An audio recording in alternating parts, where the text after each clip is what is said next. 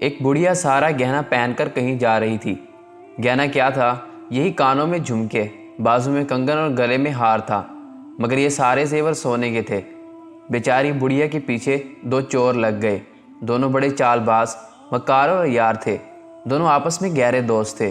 دونوں چاہتے تھے کہ بڑھیا سے سارا کا سارا زیور چھین لیں، لیکن بڑھیا نے بھی اپنے بال دھوپ میں سفید نہیں کیے تھے۔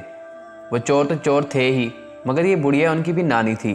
ایک چور نے آگے بڑھ کر پوچھا کہ اماں کہاں جا رہی ہو؟ بڑھیا بولی بیٹا شہر جا رہی ہوں۔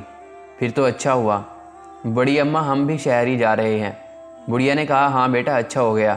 تھوڑی دور چلنے کے بعد ایک چور بولا بڑی اماں کوئی کہانی ہی سناؤ جسے سفر کی تھکاوٹ محسوس نہ ہو اور وقت بھی جلد کٹ جائے۔ بیٹا میں بھلا کون سی کہانی سناؤں، تم ہی کچھ کہو۔ دوسرا چور بولا ہم سنائیں، مگر بڑی اماں ایک شرط ہے، اور وہ یہ کہ اگر تم نے ہماری کہانی کو جھوٹ کہا تو ہم تمہارے کنگن اتار لیں گے۔ بڑھیا نے ان کی یہ شرط مان لی اور ایک چور کہانی سنانے لگا۔ بڑی اماں ہماری ایک گائے تھی، بڑی خوبصورت۔ اس کی موٹی تازی آنکھیں تھیں، اس کے لمبے لمبے کان تھے۔ دودھ اتنا دیتی تھی کہ ہم دھوتے دھوتے تھک جاتے تھے، لیکن دودھ پھر بھی ختم نہ ہوتا تھا۔ اس میں خاص بات یہ تھی کہ اگر ہمیں اس کے دہانے سینگ پر بیٹھ جاتے تو مغرب میں پہنچ جاتے، اور جب بائیں پر بیٹھتے تو مشرق میں پہنچ جاتے۔ پاکستان بننے پر جب ہم قافلے کے ساتھ پاکستان آ رہے تھے تو ہم پر فسادیوں نے حملہ کر دیا۔ ہماری گائے کو ایک گولی لگی جس کی وجہ سے وہ مر گئی۔ بڑھیا نے کہا بڑا افسوس ہوا۔ چور نے تیر نشانے پر نہ لگتے دیکھ کر کہا اب تم کچھ سناؤ۔ بڑھیا نے کہا میں سناؤں؟ اگر تم نے میری بات غلط جانی تو تمہیں 100 روپیہ دینا پڑے گا۔ چور نے کہا ہمیں منظور ہے۔ تو پھر سنو بیٹا، جب میری شادی ہوئی تو میرے والد نے ایک بیل مجھے جہیز میں دیا۔ بڑا اچھا بیل تھا، کسی کو کچھ نہ کہتا تھا۔ ایک دفعہ یوں ہی باہر کھیت میں کوئی دوسرا بیل اس سے لڑ پڑا۔ ایسا لڑا کہ ہمارے بیل کے ماتھے پر اچھا خاصا زخم ہو گیا۔ ہم نے بہت سے علاج کرایا لیکن زخم نہ بھر سکا۔ کرنا خدا کا یوں ہوا کہ کپاس کا دانہ اس کے زخم میں کہیں سے گر گیا۔ ہوتے ہوتے وہ اچھا خاصا پودا بن گیا۔ اس میں ایسی نفیس کپاس لگی کہ تمہیں کیا بتاؤں۔ وہ کپاس ہم نے جمع کرنی شروع کر دی۔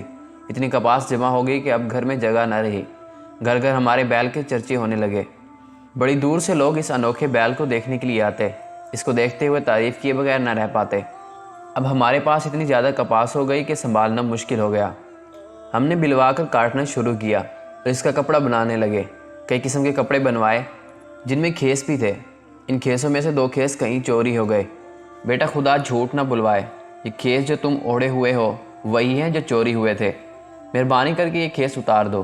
دونوں چوروں نے اپنے کھیس بڑھیا کو دے دیے، اور کرتے بھی کیا شرط جو تھی، مجبور تھے۔ ہاں تو بیٹا بڑھیا نے پھر کہانی کا سلسلہ شروع کیا۔ ہم نے اس کپاس میں سے ململ کے تھان بنوائے۔ ململ کے تھانوں میں سے ایک تھان گم ہو گیا۔ یہ جو تمہاری پگڑیاں ہیں اس تھان کی ہیں، یہ بھی اتار دو۔ انہوں نے پگڑیاں بھی اتار دی۔ نہ اتارتے تو شرط کے مطابق 100 روپیہ دیتے۔ اب شہر نزدیک ہی تھا۔ ایک چور بولا بڑی اماں بھوک لگ رہی ہے۔ بڑھیا نے کہا اچھا بیٹا شہر آنے والا ہے، مجھے اپنے کنگن بیچنے ہیں۔ کنگن بیچ لیں اور پھر آرام سے کسی جگہ پر بیٹھ کر کھانا کھائیں گے۔ وہ خاموش ہو گئے اور سوچنے لگے کہ بڑھیا کنگن بیچ لے، پھر کوئی داؤ چلائیں گے۔ وہ بڑھیا کے ساتھ چلتے ہوئے اپنے دماغی سڑکوں پر تدبیروں کے گھوڑے دوڑانے لگے۔ اب وہ شہر میں پہنچ گئے تھے۔ ہر طرف خوب چہل پہل تھی۔ بڑھیا نے اپنے کنگن اتار لیے اور ان سے کہنے لگی بیٹا سونار کی دکان آ گئی ہے، تم یہاں بیٹھو میں اپنے کنگن بیچ لوں۔ وہ سونار کی دکان کے قریب ہی بیٹھ گئے اور بڑھیا سونار کی دکان پر پہنچ گئی۔ سونار نے پوچھا اماں تجھے کیا چاہیے؟ بڑھیا نے کہا میں اپنے 2 نوکروں کو بیچنا چاہتی ہوں، وہ سامنے بیٹھے ہیں۔ سونار نے کہا نوکروں کی تو ہمیں بہت ضرورت ہے۔ سونار نے پوچھا کیا قیمت ہے ان کی؟ بڑھیا نے کہا 300 روپے، اور بات 200 روپے میں طے ہو گئی۔ بڑھیا نے کہا میں نوکروں سے پوچھ لوں کہ ان میں سے ایک بکنا چاہتا ہے یا دونوں؟ پھر بلند آواز سے پوچھنے لگی بیٹا ایک بیچوں یا دونوں؟ ادھر سے جواب ملا اماں دونوں میں سے ایک کو کہاں رکھے گی؟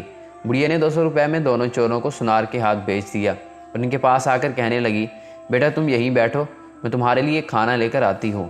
ان میں سے ایک نے کہا کچھ مٹھائی بھی لیتے آنا اماں، اور وہ بڑھیا یہ سودا کر کے چلی گئی۔